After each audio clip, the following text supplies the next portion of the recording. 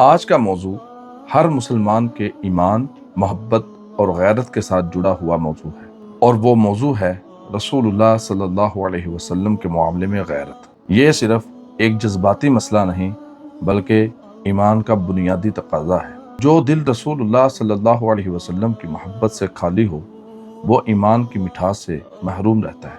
اللہ تعالیٰ نے اپنے محبوب کی محبت کو ایمان کی روح قرار دیا اور آپ صلی اللہ علیہ وسلم کی عزت و ناموس کی حفاظت کو ہر مسلمان پر فرض قرار دیا۔ رسول اللہ صلی اللہ علیہ وسلم سے محبت ایمان کا حصہ ہے۔ اللہ تعالیٰ قرآن میں فرماتے ہیں النبی اولا بالمؤمنین من انفسہم، نبی مومنوں کے لیے ان کی جانوں سے بھی زیادہ قریب ہیں، یعنی مومن اپنی جان، مال، عزت، اولاد سب کچھ قربان کر سکتا ہے، لیکن رسول اللہ صلی اللہ علیہ وسلم کی شان میں گستاخی کو برداشت نہیں کر سکتا۔ رسول اللہ صلی اللہ علیہ وسلم نے ارشاد فرمایا لا یؤمن احدکم حتی اکون احب الیہ من والدہ وولدہ والناس اجمعین، اس وقت تک تم میں سے کوئی ایمان والا نہیں ہو سکتا جب تک میں اسے اس کے والد، اس کی اولاد اور دنیا جہان سے زیادہ عزیز نہ ہو جاؤں۔ یہ حدیث واضح کرتی ہے کہ حضور صلی اللہ علیہ وسلم سے محبت صرف مستحب نہیں بلکہ ایمان کی شرط ہے۔ صحابہ کرام رضی اللہ عنہم کی زندگیاں رسول اللہ صلی اللہ علیہ وسلم کی محبت اور غیرت سے بری ہوئی تھی۔ غار ثور میں جب سیدنا ابوبکر صدیق رضی اللہ تعالی عنہ کو سانپ نے ڈسا تو آپ نے تکلیف برداشت کر لی، لیکن نبی صلی اللہ علیہ وسلم کی نیند خراب نہ کی۔ یہ محبت تھی، یہ غیرت تھی، یہ ادب تھا۔ جب کفار نے حضرت خبیب رضی اللہ عنہ کو شہید کرنے کا ارادہ کیا تو سیدنا خبیب سے پوچھا کیا تم یہ چاہتے ہو کہ تمہاری جگہ پر محمد صلی اللہ علیہ وسلم ہوتے اور تم اپنے گھر میں آرام سے بیٹھتے؟ سیدنا خبیب رضی اللہ عنہ فرماتے ہیں اللہ کی قسم میں یہ بھی برداشت نہیں کرتا کہ رسول اللہ صلی اللہ علیہ وسلم کے پاؤں میں کانٹا چبھے اور میں گھر آرام سے بیٹھ جاؤں۔ یہ تھی صحابہ کی غیرت رسول صلی اللہ علیہ وسلم۔ اور اللہ تعالیٰ نے قرآن مجید میں گستاخ رسول کا انجام بیان کیا۔ اللہ تعالیٰ فرماتے ہیں ان الذین یؤذون اللہ ورسولہ لعنہم اللہ فی الدنیا والآخرہ، اور جو اللہ اور اس کے رسول کو اذیت پہنچائے اس پر دنیا میں بھی لعنت ہے اور آخرت میں بھی لعنت۔ رسول اللہ صلی اللہ علیہ وسلم کی شان میں گستاخی صرف اخلاقی جرم نہیں بلکہ یہ دنیا آخرت میں لعنت کا سبب ہے۔ قرآن میں اللہ نے ادب رسول بیان کرتے ہوئے کیا فرمایا؟ اللہ فرماتے ہیں یا ایھا الذین آمنوا لا ترفعوا اصواتکم فوق صوت النبی، اے ایمان والو اپنی آوازوں کو نبی کی آواز سے بلند نہ کرنا۔ اس کے دو مفہوم ہیں، ایک کہ جب نبی کی محفل میں موجود ہو اور نبی صلی اللہ علیہ وسلم سامنے موجود ہوں تو آپ کے سامنے بلند آواز سے بات نہیں کرنی، نبی علیہ السلام کی آواز سے، بلند آواز سے بات نہیں کرنی۔ اور دوسرا مفہوم یہ ہے آج نبی دنیا میں موجود نہیں، نبی دنیا سے جا چکے ہیں، لیکن نبی کے اقوال، نبی کے افعال، نبی کی باتیں، نبی کی احادیث موجود ہیں۔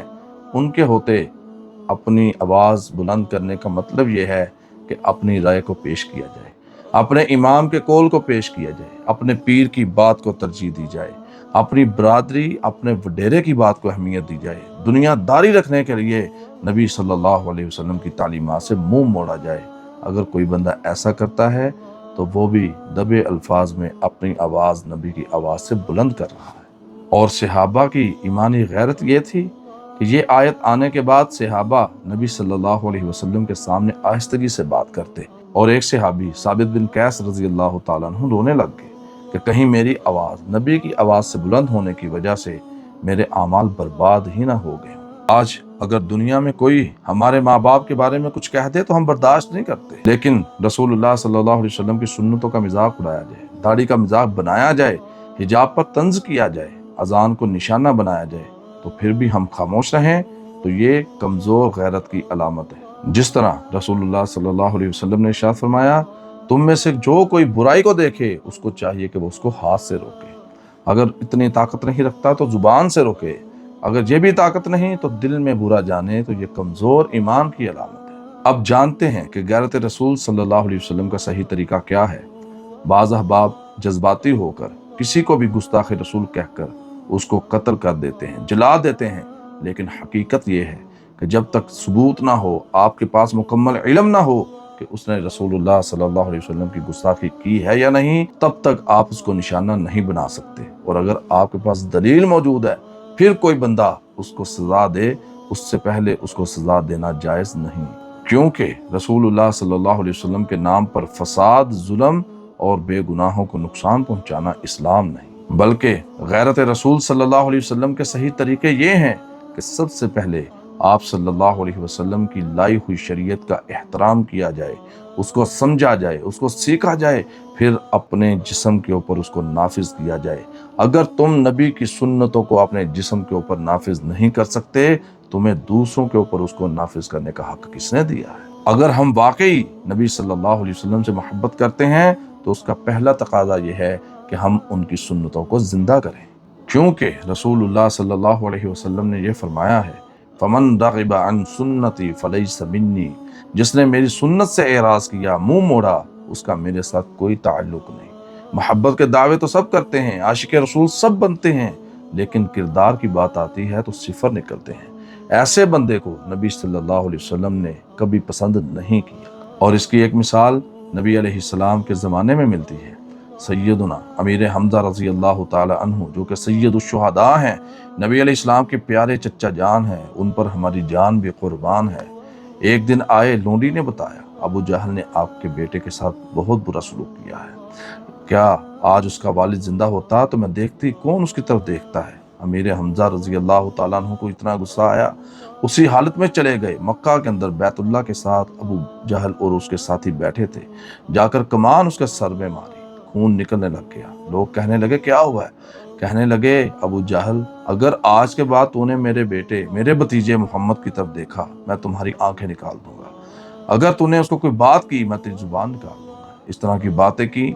लोगों ने तंज किया कि लगता है अमीर हमजा ने अपना दीन बदल लिया है। अमीर हमजा कहने लगे, अगर तुम्हें ऐसा लगता है तो फिर ऐसा ही सही। ये सारा मामला करने के बाद नबी करीम सल्लल्लाहु अलैहि वसल्लम की खिदमत में हाजिर हुए।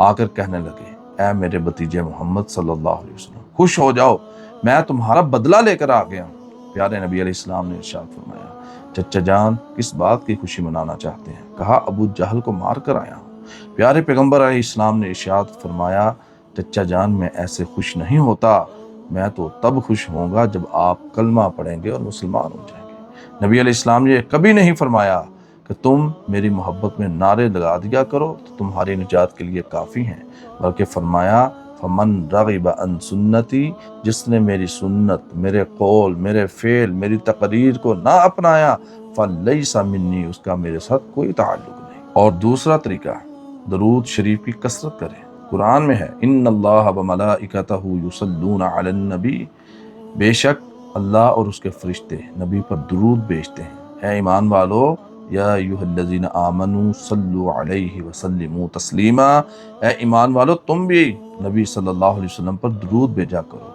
अब दुनिया में जितने अहकाम अल्लाह ताला ने नाज़िल किए हैं, कोई किसी चीज़ पर भी अल्लाह ताला खुद अमल नहीं करते, फरिश्ते नहीं करते, लेकिन ये वाहिद अमल है दुरूद वाला, जिस पर अल्लाह खुद भी अमल करते हैं, फरिश्ते भी करते हैं और ईमान वालों को भी हुक्म दिया गया है।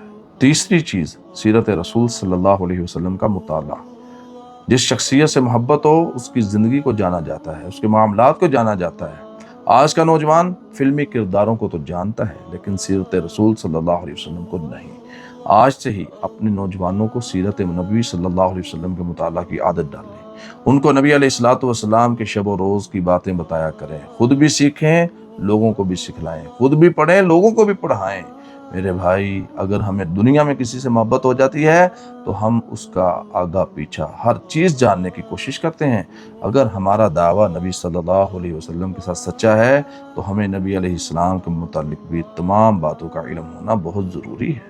चौथी चीज़, अपनी औलाद में मोहब्बत रसूल सल्लल्लाहु अलैहि वसल्लम पैदा करें। उसके लिए घरों के अंदर नाते हों, सुन्नत रसूल सल्लल्लाहु अलैहि वसल्लम की बातें हों, और नाते वो हों जिनमें शिरक, बिदअत और खराफात ना पाई जाए। हम ऐसी नातों की मुखालफत करते हैं और लोग कहते हैं कि ये लोग नात ही नहीं पढ़ते।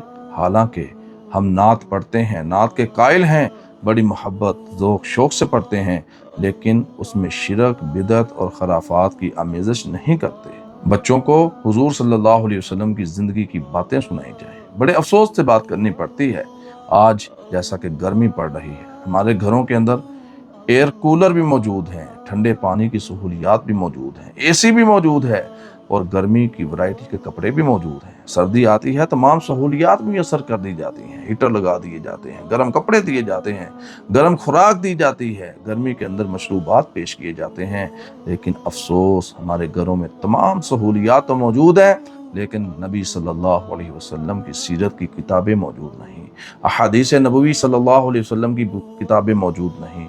میرے محترم بھائیو، آج ہی کتابیں صحیح احادیث کی لے کر گھر رکھو، رات کو جب فارغ ہو جاؤ اپنی فیملی کو جمع کرو اور کم از کم ایک حدیث مل کر پڑھا کرو، بچوں کو سنایا کرو، ان سے سنا کرو، سیکھا کرو، سکھایا کرو۔ انشاءاللہ چند دن کا عمل تمہارے گھر کے ماحول کو اسلامی بنا دے گا، اور نبی صلی اللہ علیہ وسلم کی باتیں اور سیرت آپ کے بچوں کو یاد ہو جائیں گی۔ میرے پیارے ناظرین، محبت رسول صلی اللہ علیہ وسلم کی غیرت میں صحابہ نے بہت سی قربانیاں پیش کی ہیں۔ غزوہ احد میں حضرت طلحہ رضی اللہ تعالیٰ عنہ نے اپنا ہاتھ نبی علیہ السلام کی طرف آنے والے تیروں کے آگے کر دیا، یہاں تک کہ آپ کا ہاتھ شل ہو گیا۔ حضرت انس رضی اللہ تعالیٰ عنہ فرماتے ہیں، ہمیں نبی صلی اللہ علیہ وسلم سے بڑھ کر کوئی محبوب نہ تھا۔ یاد رکھیے، محبت صرف نعروں سے نہیں ملتی۔ آج بہت سے لوگ دعوے کرتے ہیں، نعرے مارتے ہیں، ہم عاشق رسول ہیں، لیکن ان سے میرا سوال ہے، کیا ہماری نماز سنت رسول صلی اللہ علیہ وسلم کے مطابق ہے؟ کیا ہمارے اخلاق سنت رسول صلی اللہ علیہ وسلم کے مطابق ہے؟ کیا ہمارا کردار نبی علیہ السلام کے کردار کے ذرہ برابر بھی قریب ترین آتا ہے؟ کیا ہماری زبان جھوٹ سے پاک ہے؟ کیا ہمارے معاملات اسلامی ہیں؟ کیا ہم اپنا کاروبار نبی علیہ السلام کی رہنمائی کے مطابق کرتے ہیں؟ کیا ہم سود چھوڑنے کے لیے تیار ہیں؟ کیا ہم ذرہ برابر فائدے کے لیے جھوٹ بولنے سے بچ سکتے ہیں؟ کیا ہم نماز فجر کے لیے جاگتے ہیں؟ محبت دعوے سے نہیں، اطاعت سے ثابت ہوتی ہے۔ حضور صلی اللہ علیہ وسلم کی ناموس پر ہماری جان بھی قربان ہے۔ حضرت سعد بن معاذ رضی اللہ تعالیٰ عنہ نے ارشاد فرمایا، اے اللہ کے رسول صلی اللہ علیہ وسلم، آپ ہمیں حکم دیں ہم سمندروں میں کود جائیں۔ یہ وہ ایمان تھا جس نے دنیا بدل دی۔ سوال یہ ہے، موجودہ دور میں ہماری ذمہ داریاں کیا ہیں؟ آج سوشل میڈیا کا دور ہے، اسلام اور رسول اللہ صلی اللہ علیہ وسلم کے بارے شکوک و شبہات پھیلائے جاتے ہیں۔ ہماری ذمہ داری ہے علم حاصل کریں، حکمت کے ساتھ جواب دیں، اخلاق کے ساتھ دین پیش کریں، اپنی زندگی کو سنت کا نمونہ بنائیں۔ ہمیں اپنے اسلاف سے یہ سبق سننے کو ملتا ہے۔ ہمارے اسلاف کا نبی علیہ السلام سے محبت کا انداز یہ الگ تھا۔ امام مالک رحمہ اللہ جب بھی حدیث بیان کرتے، باوضو ہوتے، خوشبو لگاتے اور بڑے با ادب طریقے سے حدیث سناتے۔ کیوں؟ کیونکہ یہ رسول اللہ صلی اللہ علیہ وسلم کی باتیں تھیں۔ میرے بھائیو، رسول اللہ صلی اللہ علیہ وسلم کی محبت صرف جلسوں، نعروں اور جذبات کا نام نہیں، یہ اطاعت، ادب، قربانی اور سنت پر چلنے کا نام ہے۔ اگر ہم چاہتے ہیں کہ قیامت کے دن نبی علیہ السلام کی شفاعت نصیب ہو، تو آج ہمیں اپنی زندگیوں کو سنت رسول صلی اللہ علیہ وسلم کے مطابق بنانا ہوگا۔ اللہم انا نسألک حب نبیک محمد صلی اللہ علیہ وسلم واتباع سنتہ والموت علی محبتہ، آمین یا رب العالمین۔